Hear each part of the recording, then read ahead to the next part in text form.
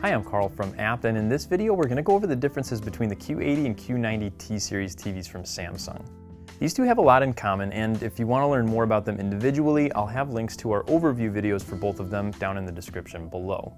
For the purposes of this video, I'll just be talking about the differences.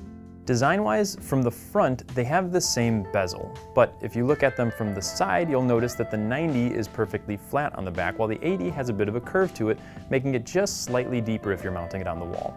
The other difference you'll notice is the pedestal. Both are center-mounted, which I like a lot, but the 90s has a curved, sort of a sleeker look to it. The 80s is very angular. It's not bad, it's just different, and the 80 is just slightly shorter because of that pedestal.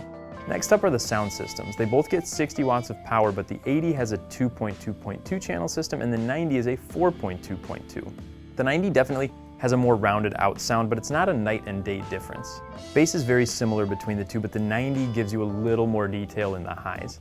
This is probably not the best aspect to judge either of these TVs on, since I think you should go with some sort of external sound system anyways to complement the picture that these offer. And that brings up the pictures.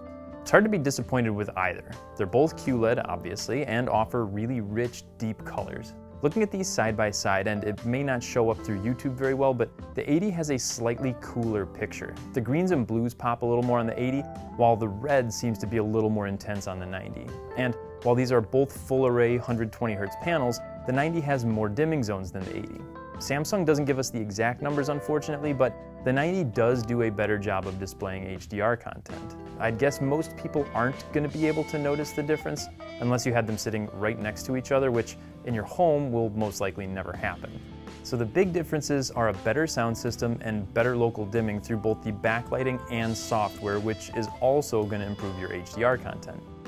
Is that enough to justify the cost difference? Make sure you let us know down in the comments. If you have any questions on these TVs or anything else we carry here at Apt, don't forget you can always call, email, or chat with one of our experts online or in the store. We're always happy to help. Thanks for watching, and we'll see you in the next one.